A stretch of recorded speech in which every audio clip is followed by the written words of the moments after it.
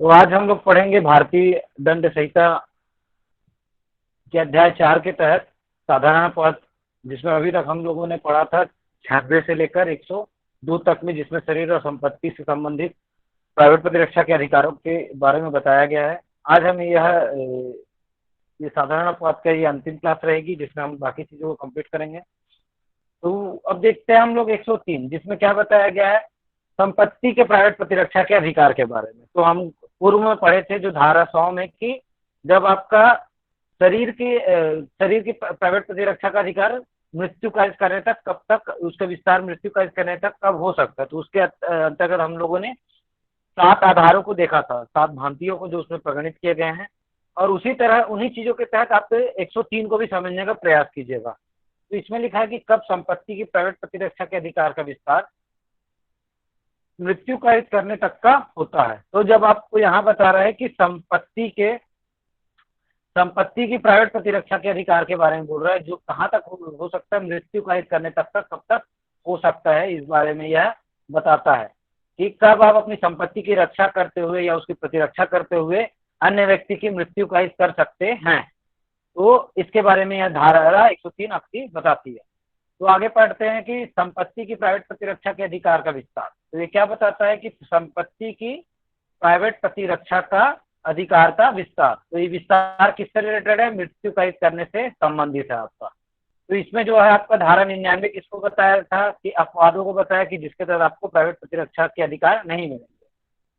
तो संपत्ति की प्राइवेट प्रतिरक्षा के अधिकार का विस्तार धारा 99 में वर्णित निर्बंधों के अध्याधीन दोषकर्ता की मृत्यु या अन्य अपहानि कारित करने तक का है, यदि वह अपराध किए जाने के प्रयत्न के कारण उस अधिकार के प्रयोग का अवसर आता है, एतस्मिन् पश्चात प्रगणित भांतियों में से किसी भांति का है, अर्थात। तो ये बता रहा है कि आपको संपत्ति के प्राइवेट प्रतिरक्षा का अधिकार मृत्यु कारित करने तक का कब मिलेगा। तो उसके लिए आपको है कि आपको पहली बात तो है कि धारा 99 में जो निर्बंधन बताए गए हैं उसके अध्याधीन आपको रहना पड़ेगा, और उसके अध्याधीन रहते हुए आप अपनी संपत्ति की प्रतिरक्षा के लिए जो भी दोष करता होगा उसके मृत्यु या उसकी कोई अन्य अपहानि स्वेच्छा कारित करने का आपको अधिकार मिल जाता है। और वह अपराध यदि आपकी संपत्ति के संबंध में अपराध करता है या करता है या किए जाने का प्रयत्न के कारण यह अधिकार आपका क्या है, प्रारंभ हो जाता है। तब इस अधिकार का प्रयोग आप कब कर सकते हैं, इन चीजों को बताया गया नीचे, जिसमें बताया गया पहला आपका लूट, दूसरा बताया आपका रात्रि गृह भेदन, तीसरा बताया है आपका अग्नि द्वारा रिष्टि, जो किसी निर्माण, तंबू या जलियान से की गई है, जो मानव आवास के रूप में या संपत्ति के अभिरक्षा के स्थान के रूप में लाया जाता है। चौथा बताया चोरी, रिष्टि या गृह अतिचार, जो ऐसी परिस्थितियों में किया गया है जिनसे युक्तियुक्त रूप से यह आशंका कारित हो कि यदि प्राइवेट प्रतिरक्षा के ऐसे अधिकार का प्रयोग ना किया जा गया तो परिणाम मृत्यु या घोर उपहति होता। तो ये आपके जो 103 है, ये संपत्ति की प्राइवेट प्रतिरक्षा के अधिकार का विस्तार मृत्यु का करने तक का होगा, इस बारे में बताता है, जिसके आधार पर इन्होंने 4 भातियां बताई है या आधार बताए हैं, जिस आधार पे आप क्या कर सकते हैं, इसे अपने संपत्ति की प्रतिरक्षा के तौर पे अन्य व्यक्ति की मृत्यु कारित भी कर सकते हैं। तो पहला जो इसमें बताया गया है वो बताया गया आपका है लूट, दूसरा बताया गया है रात्रि गृह भेदन, तीसरा आपका बताया गया है अग्नि द्वारा रिष्टि, चौथा बताया गया है चोरी, रिष्टि या गृह अतिचार। तो हम समझने का प्रयास करते हैं। पहला जो है लूट। तो लूट क्या है कि लूट एक अपराध में देखो, लूट जब होता है तो क्या है, जब चोरी के आशय से जब कोई व्यक्ति अन्य व्यक्ति पर हमला करता है और उसमें हिंसा शामिल होती है और उस व्यक्ति को क्या होता है, तत्काल मृत्यु का भय होता है, तब उस परिस्थितियों में क्या कहा जाता है कि लूट कारित हो सकती है। ठीक है। तो लूट में हमेशा क्या होता है, हिंसा का तत्व शामिल होता है। जैसे एक व्यक्ति एक राह से जा रहा है, दूसरा व्यक्ति उसको डराते हुए पिस्टल दिखा के या कोई तलवार दिखा के उसको डराता है कि जितने भी आभूषण आपके पास हैं या जो भी मूल्यवान संपत्ति है वो मुझे दे दो, नहीं तो मैं तुमको मार दूंगा। तो यहाँ पे क्या कर रहा है, वो व्यक्ति लूट कारित कर रहा है। तो जिस व्यक्ति को लूटा जा रहा है तो वह व्यक्ति अपने संपत्ति के बचाव के तौर पे और साथ ही साथ अपने शरीर की तो बचाव की जरूरत ही है, तो यहाँ पे संपत्ति के बचाव के तौर पे वो क्या कर सकता है, सामने वाले को ऐसी उपहति कारित कर सकता है जिससे उस व्यक्ति की अगर मृत्यु हो जाएगी या कोई अन्य अपहानि हो जाएगी, तो ऐसी सिचुएशन में उसके द्वारा जो कृत्य है वो क्या क्षम्य होगा और वह अपराध की श्रेणी में नहीं आएगा। क्योंकि वहां पे वह उसका जो कार्य है वह क्या है, आपकी अपनी संपत्ति को दूसरे से बचाने के तौर पर है। और इसी में जब लूट के आगे जब आती है डकैती, तो डकैती के लिए याद रखिएगा, जब 5 से अधिक लोग होते हैं, लूट जो लूट होता है उसी में क्या है, लूट एक 5 से कम लोग मिलकर जो चीजों को करते हैं वो लूट होती है। जब 5 से अधिक लोग मिलकर योजनाबद्ध तरीके से उसी कार्य को करते हैं, किसी अन्य की संपत्ति को छीनने का प्रयास करते हैं, तो उसको बोलते हैं डकैती। तो अगर डकैती की सिचुएशन अगर ऐसी आ जाती है, तब भी आपको क्या मिल जाएगा, प्राइवेट प्रतिरक्षा का अधिकार का विस्तार आपका मृत्यु कारित करने तक का हो जाएगा।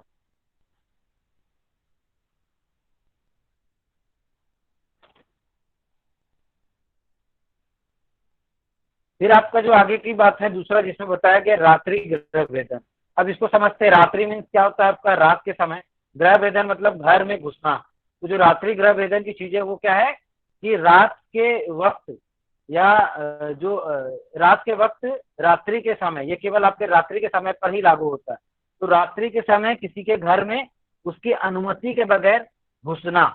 तो ये कृत्य कोई व्यक्ति करता है कि रात्रि के समय कोई व्यक्ति किसी अन्य के घर में घुसता है। अब उसका देखो, कोई भी व्यक्ति अगर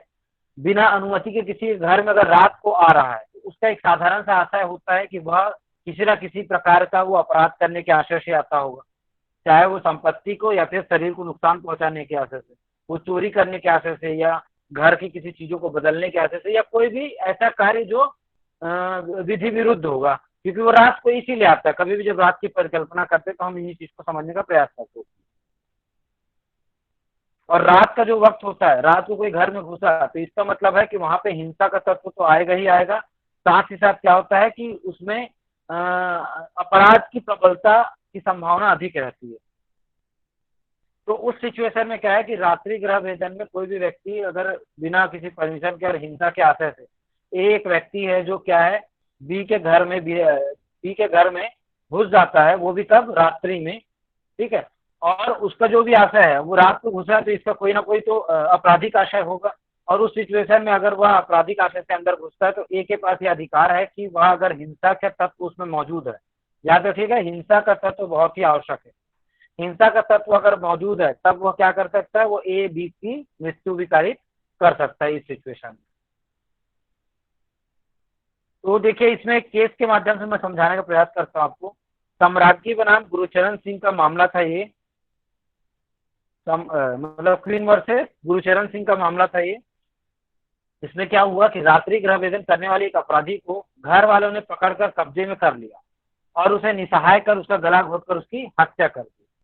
ठीक है, तो क्या होता है कि एक रात को एक व्यक्ति अंदर घर में घुसता है, तो उसको व्यक्ति को पकड़कर घर वाले क्या करते हैं,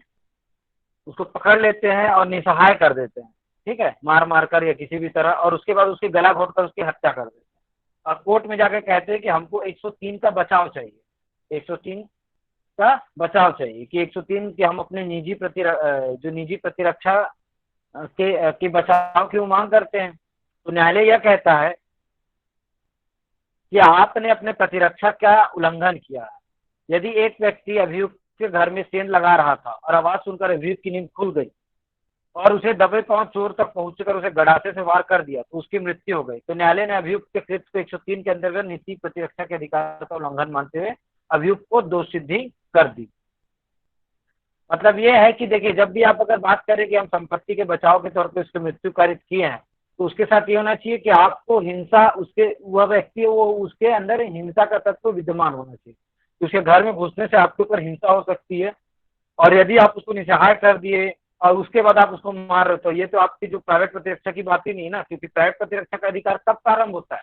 जब आपके ऊपर संकट प्रारंभ होता है और बना रहता है। जैसे ही आपके ऊपर से संकट हटा, तो प्राइवेट प्रतिरक्षा का अधिकार वहां पे क्या होता है, आपका खत्म हो जाता है। और उसके बाद अगर आप कोई भी कृत्य करते तो वो क्या होगा, आपका अपराध की श्रेणी में आएगा। समझ आ चुका होगा। फिर तीसरा आपका बताया है अग्नि द्वारा दृष्टि, जो किसी ऐसे निर्माण, तंबू या जलयान से की गई है जो मानव आवास के रूप में या संपत्ति के अभिरक्षा के स्थान के रूप में उपयोग में लाया जाता है। तो ये अग्नि द्वारा दृष्टि अर्थात कि आग लगा के जो भी नुकसान किया जाता है, ठीक है, तो वह किसमें किया जा सकता है, किसी ऐसे निर्माण में, कोई निर्माण किया जा रहा है वहां पे, किसी तंबू में, किसी जलयान में, ठीक है। और वो तीनों क्या है कि मतलब जो भी ऐसा स्थान जो क्या मानव आवास के रूप में है, अब वो मानव क्या किसी निर्माण स्थल में भी रह सकता है, पूरे भवन में भी रह सकता है, ठीक है, किसी जलयान में भी रह सकता है, किसी तंबू में भी रह सकता है, या कोई ऐसा स्थान जो आवास के रूप में या संपत्ति के अभिरक्षा के स्थान के रूप में उपयोग में लाया जाता है। जैसे कोई बिल्डिंग है, जैसे कोई कंपनी है, तो कंपनी पूरी लॉक है, लेकिन जो शुरुआत में जो गार्ड का रूम होता है जहाँ पे सुरक्षा कर्मी रहते हैं, तो वह क्या होगा, जो जो स्थान है वो भी क्या होगा, संपत्ति के अभिरक्षा के स्थान के तौर पे देखा जाएगा। और जहाँ पे मान लो कोई निर्माणधीन कोई बिल्डिंग है, तो उसके साइड में जो मजदूरों का जो आवास होता है, ठीक है, तो वह भी क्या होगा, आपका निर्माण क्षेत्र के तहत आएगा और इसके तहत आएगा। तो क्या कह रहे हैं कि उन स्थानों में, उस आवास क्षेत्रों में यदि कोई अन्य व्यक्ति द्वारा अग्नि द्वारा दृष्टि करता है,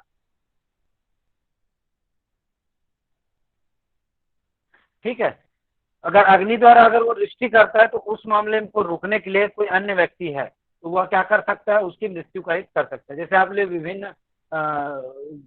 कई आपने न्यूज के माध्यम से देखा होगा कि रात को सोते समय किसी ने आग लगाकर चला गया, तो मान लो किसी के घर में कोई व्यक्ति आग लगा रहा है और इस चीज की जानकारी उसको या किसी अन्य व्यक्ति को हो गई है,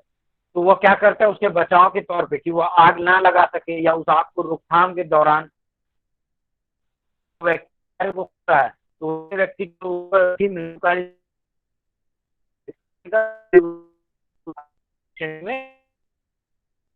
चोरी ग्रह ऐसी किया गया जिनसे युक्तियुक्त रूप से आशंका कही हो कि यदि प्राइवेट प्रतिरक्षा के ऐसे अधिकार का प्रयोग ना किया जाए तो परिणाम मृत्यु या घोर उपत्ति होगा। कि इसमें चोरी, रिष्टि या गृह अतिचार। तो चोरी के अर्थात कि कोई व्यक्ति आपकी संपत्ति को बिना पूछे उस सिचुएशन में, उस परिस्थितियों में। फिर रिष्टि, जिससे आपको कोई नुकसान हो सकता है ना। फिर गृह अतिचार, कि आपके घर में बिना आपकी परमिशन के दिन या को या रात को आ जाता है, ठीक है। तो और ऐसी परिस्थिति में क्या है कि उसमें युक्तियुक्त रूप से यह आशंका रहती है, यहाँ पे आपको शब्दों को याद रखिएगा, युक्तियुक्त रूप से यह आशंका कायित हो कि यहाँ पे उसको प्राइवेट प्रतिरक्षा के अधिकार का प्रयोग ना किया गया तो परिणाम क्या होगा, उसकी मृत्यु या घोर उपत्ति होगा। तो अगर ऐसी कोई सिचुएशन है जिसमें चोरी, रिष्टि या गृह अतिचार हो रहा है और आपको यह युक्तियुक्त आशंका हो गई कि यदि आपने यहाँ पे अपने प्राइवेट प्रतिरक्षा के अधिकार का उपयोग नहीं किया तो आपकी या तो मृत्यु हो जाएगी या तो आपकी घोर उपत्ति कारित हो सकती है। तो उस सिचुएशन में आपको क्या है कि आप उसकी मृत्यु कारित करने तक का आपको अधिकार होता है।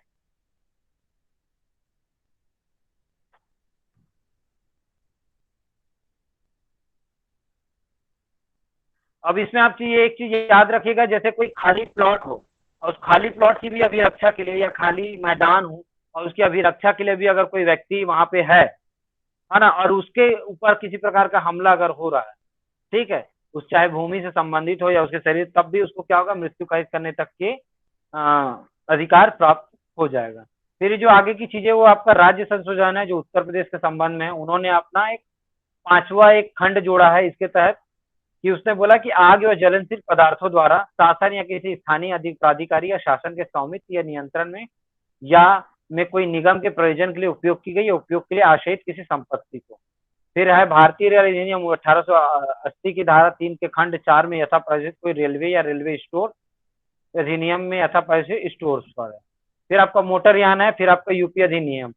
ठीक है। तो इनमें ये आपका राज्य संशोधन है। तो उन्होंने एक नया बोला कि आग या ज्वलनशील पदार्थों अर्थात विस्फोटक पदार्थों के द्वारा अगर कोई क्षति पहुंचाई जाती है तो वह भी उसके तहत आपको क्या है, प्राइवेट प्रतिरक्षा का अधिकार मृत्यु कारित करने तक का हो जाएगा। तो इसको आप उतना ध्यान नहीं दीजिएगा, ये एक राज्य संशोधन है तो ये उत्तर प्रदेश राज्य पर ही लागू होता है।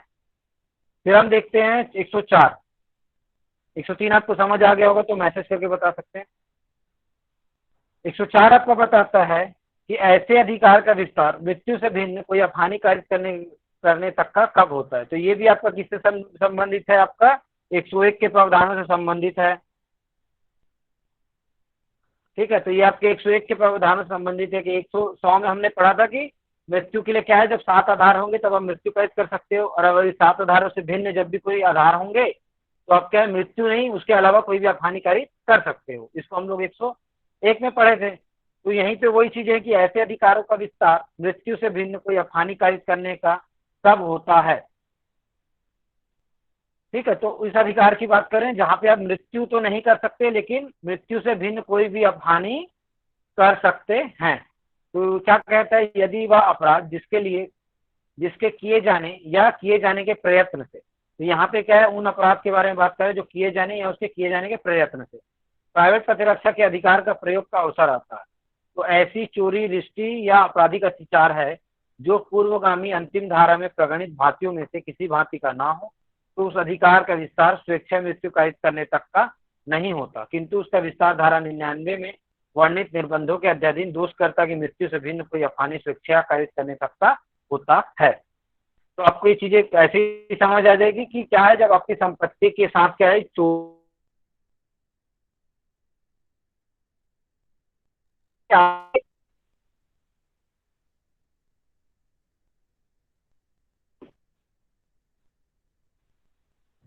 उसमें क्या है कि आपका जो ऐसी चोरी, रिश्ती, आपराधिक अत्याचार है जो पूर्वगामी अंतिम धारा अर्थात 103 की जो धारा है उसकी में से उसमें जो चार जो बताया गया आपकी भांतियां या आधार उससे भिन्न हो,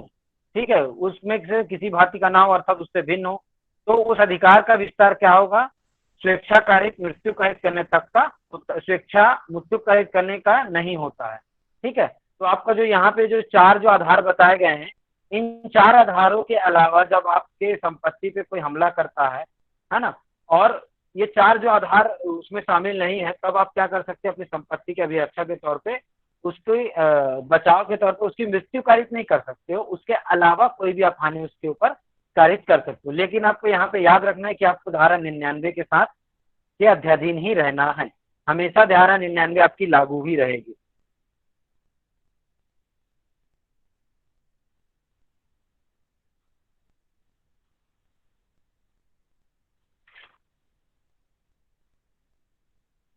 इसमें एक मामला है आपका नेमीचंद बनाम राज्य का, 1963 का ये मामला है, थोड़ा सा आ जाएगी थोड़ी देर में। तो नेमीचंद बनाम राज्य के मामले में न्यायालय ने निर्धारित किया कि सरकारी भूमि पर आपराधिक अतिचार या रिष्टी रोकने के लिए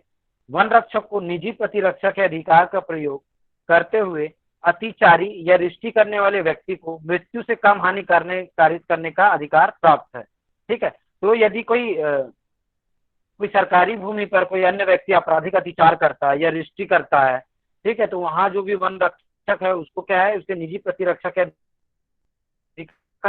प्रयोग होता है,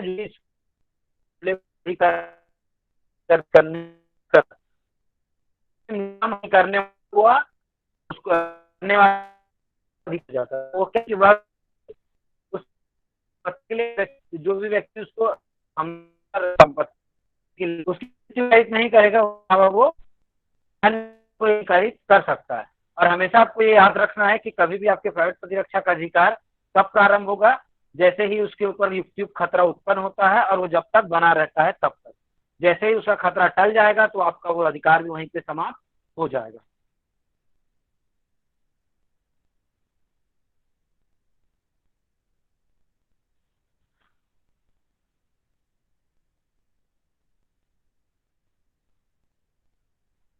ठीक है, इसके बाद आपको एक चीज और याद रखनी है कि आपको केवल उन्हीं संपत्तियों के अभिरक्षा का अधिकार नहीं मिलता है जिसपे आपका हक हो या आपका स्वामित्व हो या आपका कब्जा हो। ठीक है,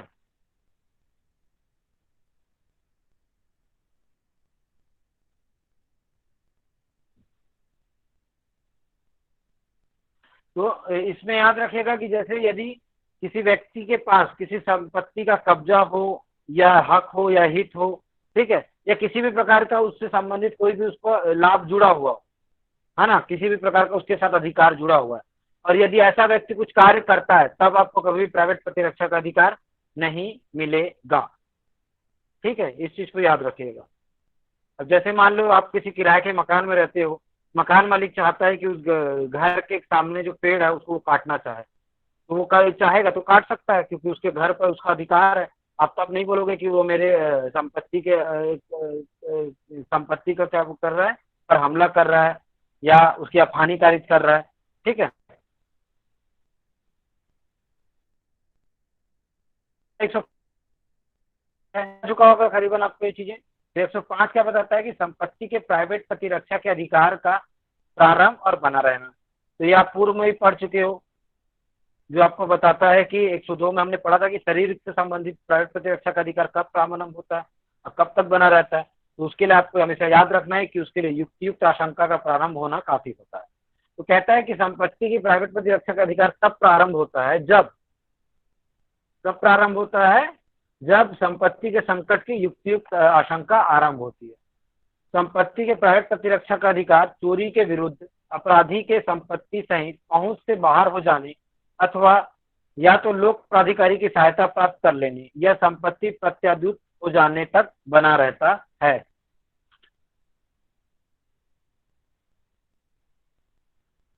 संपत्ति की प्राइवेट प्रतिरक्षा का अधिकार लूट के विरुद्ध तब तक बना रहता है जब तक संपत्ति किसी व्यक्ति की मृत्यु या घोर उपपत्ति या सदोष अवरोध कारित करता या कारित करने का प्रयत्न करता रहता अथवा जब तक तत्काल मृत्यु या तत्काल उपपत्ति का या तत्काल व्यक्तिक अवरोध का भय बना रहता है। संपत्ति के प्राइवेट प्रतिरक्षा का अधिकार आपराधिक अत्याचार या रिष्टि के विरुद्ध तब तक बना रहता है जब आपराधिक अत्याचार या रिष्टि करता रहता है। संपत्ति की प्राइवेट प्रतिरक्षा का अधिकार रात्रि गृह भेदन के विरुद्ध तब तक बना रहता है जब तक यह ऐसा गृह भेदन आरंभ हुआ गृह अत्याचार होता रहता है।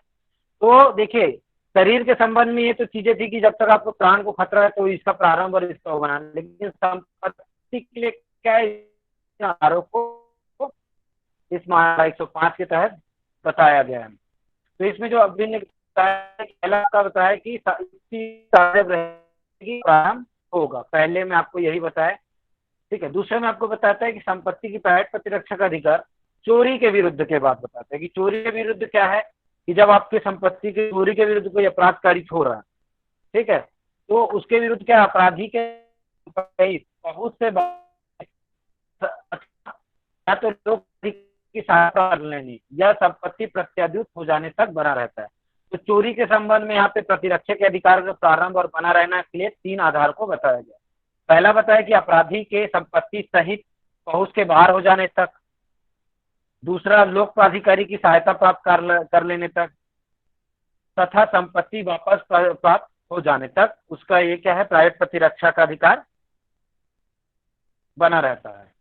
दूसरे में बताया गया है लूट के संबंध में कि लूट के संबंध में है कि लूट का जब चीजें प्रारंभ हो रही है तो और कब तक उसकी ये आपकी प्राइवेट प्रतिरक्षा के अधिकार उसमें बना रहेगा।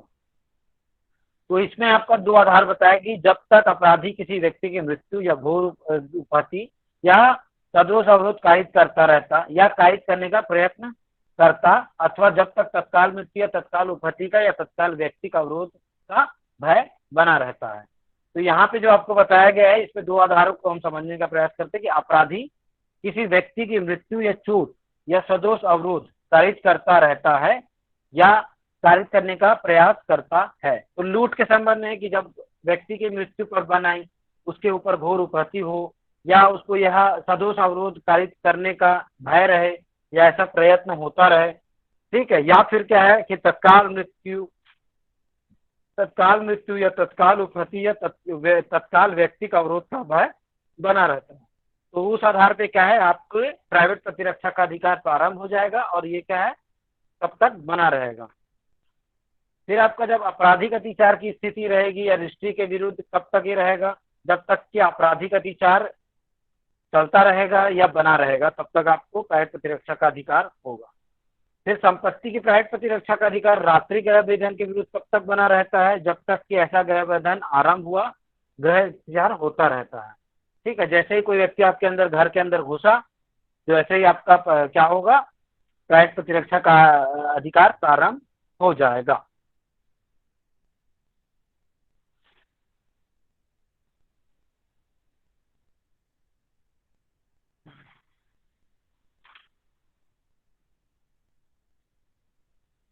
तो इसमें हम एक चीज को समझने का एक केस है रिजान बनाम छत्तीसगढ़ राज्य का,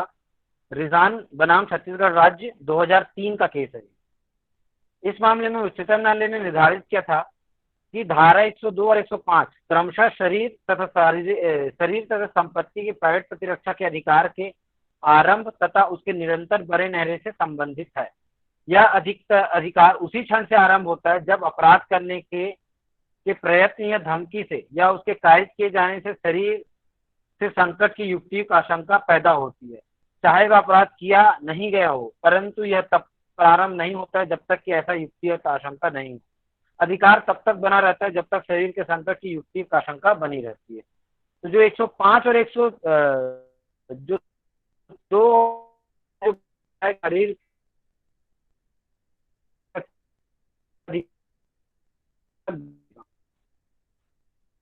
के युक्त हो ऐसे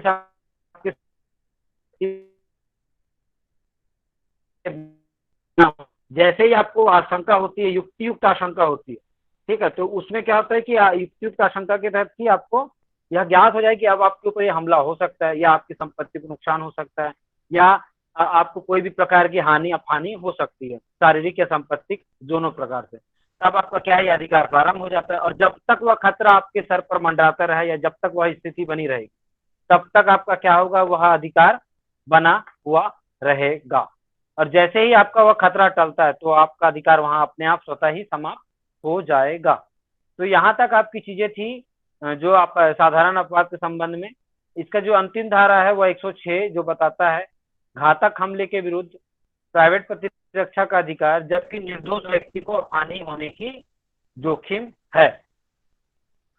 तो इसमें आप ये समझिए कि जैसे आपके ऊपर यह एक जो भिन्न चीज है, 106 जो आपका है वो सारी चीजों से भिन्न है। इसके लिए आप एक स्थिति का वो कीजिए कि आपके ऊपर एक भीड़ हमला करने का प्रयास कर रही है, तो आप क्या करते हो, उस भीड़ में गोली चलाते हो। अब उस भीड़ में क्या है कि कुछ लोग निर्दोष भी हैं, लेकिन क्या है, वो भीड़ आपके ऊपर हमला कर रही है, और आपकी गोली चलाने से आपको पता है कि शायद किसी निर्दोष व्यक्ति की भी मौत हो सकती है, लेकिन उस परिस्थिति में आपको ये कार्य करना बहुत ही उचित था। तो ऐसी परिस्थितियों में यदि आप कोई ऐसा कार्य करते हैं कि भीड़ के ऊपर आप गोली चला देते हैं, जब आपकी शरीर या संपत्ति पर आप पर खतरा महसूस हो, तब ऐसी स्थिति में अगर आपने किसी निर्दोष की भी हत्या कर दी, तो भी क्या वो अपराध नहीं होता है। तो आप पॉइंट इसको समझने का प्रयास करते हैं। 106 जो कहता है घातक हमले के विरुद्ध, ठीक है, कोई घातक हमला, वह घातक हमला क्या है, जो आपके शरीर या संपत्ति दोनों के ऊपर हो सकता है, ठीक है, के विरुद्ध प्राइवेट प्रतिरक्षा का अधिकार। तो इस प्राइवेट प्रतिरक्षा का अधिकार के तहत आप क्या करते हैं, किसी निर्दोष व्यक्ति को आप हानि या जोखिम, किसी निर्दोष व्यक्ति को आप हानि या जोखिम कारित कर सकते हैं। तो इसमें बोल रहा है कि जिस हमले की से मृत्यु की आशंका, ठीक, ये क्या कह रहा है कि आपका जिस हमले से मृत्यु की आशंका युक्ति युक्त रूप से कारित होती है, उसके विरुद्ध प्राइवेट प्रतिरक्षा के अधिकार का प्रयोग करने में यदि प्रतिरक्षा, ठीक है, ऐसी स्थिति में हो कि निर्दोष व्यक्ति की हानि की जोखिम के बिना वह अधिकार का प्रयोग कार्य साधक के रूप में ना कर सकता हो, तो उसके प्राइवेट प्रतिरक्षा के अधिकार का विस्तार वह जोखिम उठाने तक का है। तो आपका यहाँ क्या बताता है कि जब किसी हमले से मृत्यु की आशंका युक्ति है के विरुद्ध आपका जो प्रतिरक्षा की, यदि प्रतिरक्षक ऐसी स्थिति में हो, अर्थात क्या कह रहा है कि अगर आपके ऊपर हमले की स्थिति है और आपको मृत्यु की आशंका युक्त रूप से है, और आप लेकिन उस सिचुएशन में क्या है कि आप जो अपनी प्रतिरक्षा करने के लिए जो अधिकार का प्रयोग करना तो चाहते हैं, लेकिन उस करने के चाह में क्या है कि करने के दौरान क्या है कि आपको ऐसा पता है कि इससे किसी न किसी निर्दोष व्यक्ति को भी हानि का जोखिम हो सकता है, और वह जोखिम बिना किसी निर्दोष को हानि पहुंचाए उस अधिकार का प्रयोग किया ही नहीं जा सकता है। तो उस सिचुएशन में आप अपने प्राइवेट प्रतिरक्षा के अधिकार का विस्तार उस जोखिम को उठाने तक का भी हो सकेगा। यहाँ पे हम देखते हैं कि जो दृष्टांत है वो कहता है कि पर एक भीड़ द्वारा आक्रमण किया जाता है जो कि उसकी हत्या करने का प्रयत्न करती है,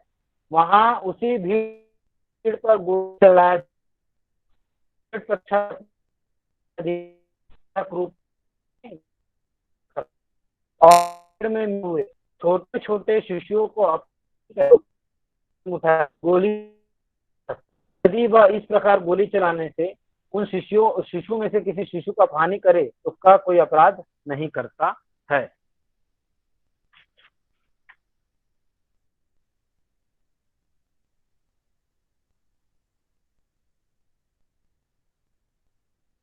ठीक है, तो आपको देखिए ये जो आप प्राइवेट प्रतिरक्षा है, तो इसके संबंध में आपको याद रखेगा कि जब भी प्राइवेट प्रतिरक्षा की बातें शुरू होगी तो केवल प्राइवेट प्रतिरक्षा आपका 90 जो धारा 97 है उसके द्वारा प्रारंभ होता है। तो धारा 97 में आपका बताया गया दो चीजों को कि कहाँ पे आपकी क्या वो हो सकता है, दो चीजों को बताया गया कि आपका पहला शरीर और दूसरा संपत्ति। फिर शरीर से संबंधित जो आपके हैं वो आपकी जो आगे की धाराएं हैं वो 100, 101 और 102 है। फिर आपका जो इधर है संपत्ति संबंधी वो 103, 104, 105 है। और जो धारा 99 है वह आपका किस चीजों को बताता है, धारा 99 में आपको कोई भी प्रतिरक्षा नहीं मिलती है। फिर आपका जो धारा 98 है वो आपका विकृत चित्त व्यक्ति के संबंध में बताता है। और जो आपका अलग से जो धारा है वो 106 है। तो ये 106 आपका उन चीजों को बताता है जब आप किसी निर्दोष व्यक्ति को भी आप हानि को होने की जोखिम आपके साथ है और आपको अपने प्राइवेट प्रतिरक्षा के अधिकारों का प्रयोग करना है, तो उस सिचुएशन में आप इसका प्रयोग कर सकते हैं, चाहे उससे किसी निर्दोष व्यक्ति की ही को हानि हो भी जाए तब भी वह क्या कोई अपराध नहीं होगा। इसमें हम एक केस पढ़ने का बताते हैं कि गोतीपुल्ला वेंकट शिवा सुब्रमण्यम, गोतीपुल्ला वेंकट शिवा सुब्रमण्यम वर्सेस यह बनाम आंध्र प्रदेश राज्य, 1970 का ये मामला है। इस मामले में उच्चतम न्यायालय ने निर्धारित किया कि शरीर और संपत्ति की प्राइवेट प्रतिरक्षा के अधिकार को प्राय सभी स्वतंत्र सभ्य लोकतांत्रिक देशों ने कतिपय निर्बंधों के साथ मान्य किया है। धारा 106 में जिस प्राइवेट प्रतिरक्षा उसके तक हम लोग जिससे अपनी प्रतिक्रिया के लिए हानिकारक दोषी नहीं। तो आपको ये चीजें सारी समझ आ गई होगी कि हमारे जब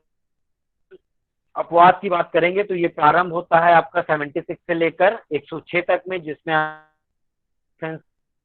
वो आप 26 से लेकर 95 तक में है। उसके बाद आपके जो प्राइवेट प्रतिरक्षा के अधिकार हैं उसको बताया गया है 96 से लेकर 106 में। तो इसी के साथ आपका जो साधारण अपवाद की जो चीजें हैं वो यहीं पर समाप्त होती है।